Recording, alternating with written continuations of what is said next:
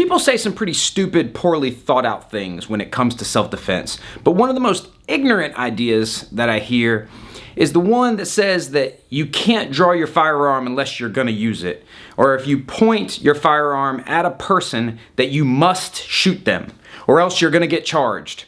This is one of those made up, non-existent rules that came up over and over again in the comments of the video I did on the 21-foot rule, also a made up, non-existent rule. Normally, ideas this dumb aren't worth addressing because unless you're a moron, it just takes a few minutes of thinking about this to realize how wrong it is. And if you are stupid enough to believe something like this to be true, then nothing I say is going to register anyway. But the problem in this case with this particular idea is that this claim is very often accompanied by the statement that this was told to them by a police officer. That's where they got this idea. First off, you should typically not take self-defense advice from police officers. I'll explain that in this video. But secondly, try asking that cop how many times he's pointed his gun at someone and not shot them. If you're doing any actual policing, that happens pretty regularly, and in some units you do that every single day. And you might think, well, the rules for police officers are different than private citizens. But they're not. Not really. When you argue that you can't draw a gun unless you're going to use it, you might think that what you're saying is that you should only draw a gun if you would be justified in using it. But that's not what you're actually saying. What you're really saying is that at some point in the conflict, you're legally required to shoot someone, which is ridiculous. It can be legally, morally, and tactically prudent to point a gun at someone and not shoot them. Now, if you're looking for less serious, less stressful explorations of shoot, no shoot scenarios, maybe you should check out the sponsor of today's video, Hunting Clash. I think I would enjoy hunting except for the sitting and waiting for a long time and getting eaten by bugs a lot. I get to do all that without leaving the comfort of my home. The graphics and sound design are very realistic and it's very immersive. You get to travel to a bunch of different locations all across the world and hunt dozens of animals. You can upgrade your weapon, train your hunting dog, develop new skills, duel with other hunters. You're both hunting animals, and you can also join hunting clubs. I'll put a link down in the description below. You can also use my code HUNTWithHardToHurt for special perks in game. You get skill points, gold, which are hard to come by in game, as well as 2 mythical lore cards for like the more rare animals that you can hunt. I've been playing a little bit. I'm level 14 now, and it's exciting. Like the hunting part is exciting, but if you like games like this, the real excitement for me comes when you open up your, it lets you open packs and get rewards. Look at all these rewards. I'm getting all these things. You get more of it if you use the code HUNTWithHardToHurt. It's free to download it, and downloading it helps support the channel. Whenever someone cites one of these made up fictional rules or myths about self-defense, they often get repeated because there is a certain type of logic to it. It's like if you tell a kid, don't cross the street or stay out of the pool, theoretically you're keeping them safe, but really you'd keep them far safer if you taught them to cross the street correctly or taught them how to swim. This is the same. A lot of times these things get created because you need a short, quick way to explain things to people who have limited understanding of the subject and lack critical thinking ability, like children or rookie cops. The number of cops who have a little to no understanding of use of force law or self-defense law is scary to me. And of the cops that do understand it, not all of them possess the ability to explain it.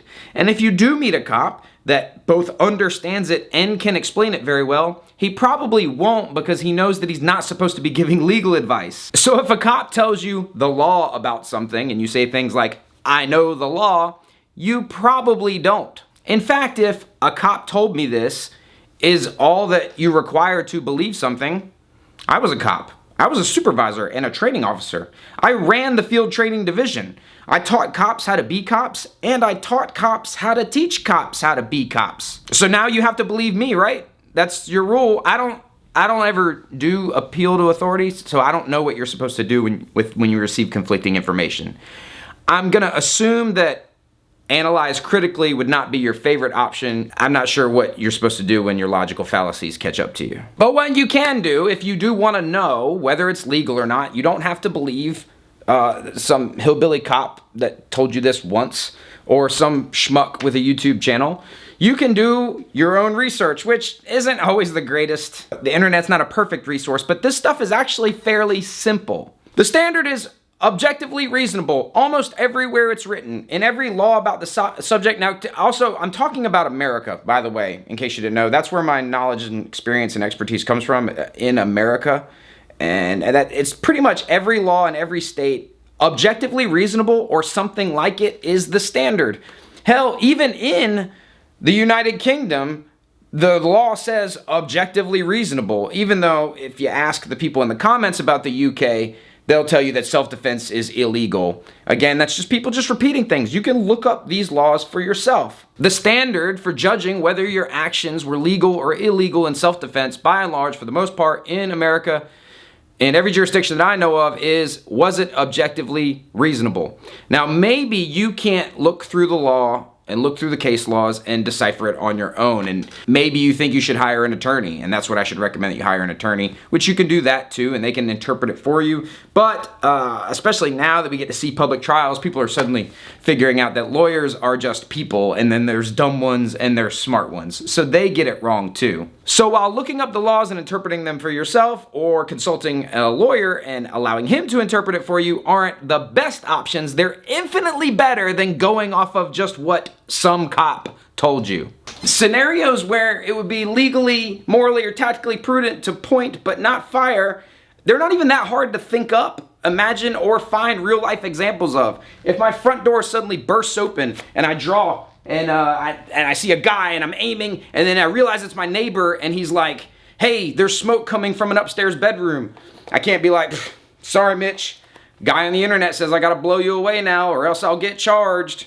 If a guy with a knife or a baseball bat is coming towards you, threatening to kill you, and you pull out your gun, and then he says, oh, this is a bad idea, and runs away, you can't be like, well, hey, this dude with a GED and 2 years of experience writing speeding tickets told me that, I gotta murk you now. So you shoot him in the back?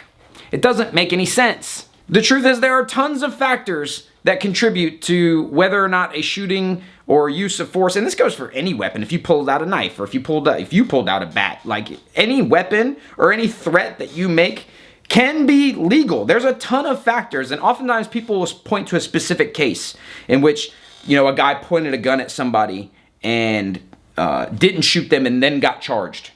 But there's a ton of other factors that could have contributed to that. Either it was omitted to you when it was relayed to you, or you're omitting it now to suit your point. But I promise that the prosecutor never tried to convince a jury that the defendant, he did everything legal. He was morally, legally, and tactically justified in drawing his firearm and pointing his firearm because there was a grave threat of imminent bodily injury or peril or death, but he didn't shoot the guy. And you have to shoot the guy. It's madness to think that. You are either saying these things because you are A, trying to explain it to a simpleton, or B, you are a simpleton that has had it explained to you in this way. For every case where someone may have in fact been charged with pointing and presenting a firearm, even if we eliminated the factors that you're probably omitting, there are countless cases where people point and present firearms and are not charged because it was legally justified at that moment. And then maybe circumstances changed and the guy defending himself decided not to shoot, or maybe he just chose not to even though he would have been legally justified in doing so. I had one time I got called to a house. Every cop has stories about guys that he would have been legally justified in shooting but didn't. I got called to this house one time, and the information was that a young girl, like a kid, had dialed 911, said her mom and dad were fighting. And when we got there, the front door was open, but they had a storm door, and I could see into the living room, and there was a guy, and he was holding a knife. Well, he sees me, and he begins walking towards the storm door. And I'm already drawing, because I saw the knife, and I'm yelling at him, drop the knife, drop the knife, drop the knife, get back, get on the floor, yada yada, through the storm door. And I guess maybe due to experience and intuition developed over a long, very active career, I just didn't feel threatened. He was walking towards the door and he was looking at me like, yo, what are you yelling about, dude? And he had this knife, and just something about it just didn't seem like a problem. And then I'm screaming at him and he starts to get to the door and he goes, oh, and he goes like this and he throws the knife and takes off running through the house. Now, I went to snatch the storm door open and it didn't open. And about that time, a little 8-year-old girl's picking up that knife, sticking it in the storm door, and then opening it. Would I have been legally justified in shooting that guy?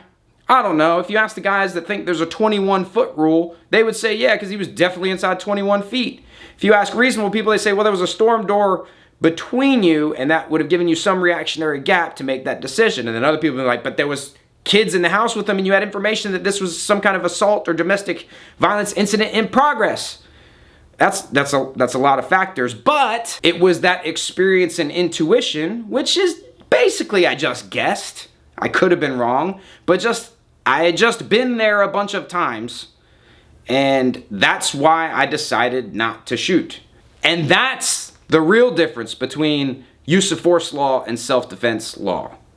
The rules are not different. Police officers have to use the amount of force objectively reasonable to effect an arrest or defend themselves. When it comes to lethal force, that's what we're talking about doing. That's the same rules for private citizens in all the jurisdictions that I have knowledge and experience in. The only difference is that a police officer is required, he's duty bound to be in those situations more often. So he will have developed that composure and that intuition under those circumstances. But he's in those situations more, so that increases his exposure both to physical risk and the chances that he gets it wrong and ends up getting charged. But the rules are not that complicated. You can go look them up. Everywhere that there are laws, you can find those laws and you can read them.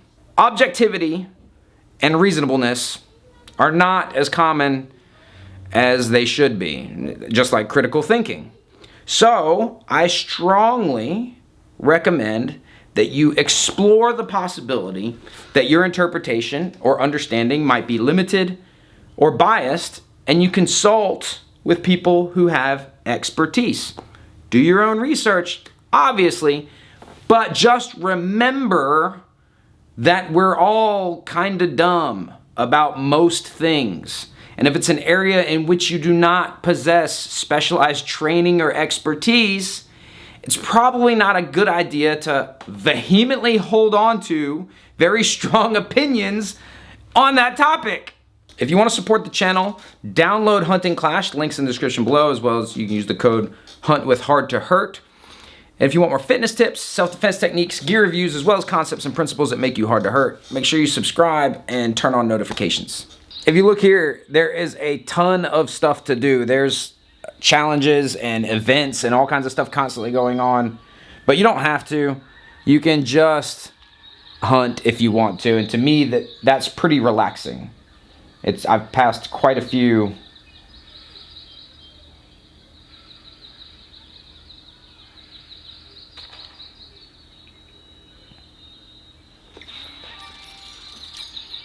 got him.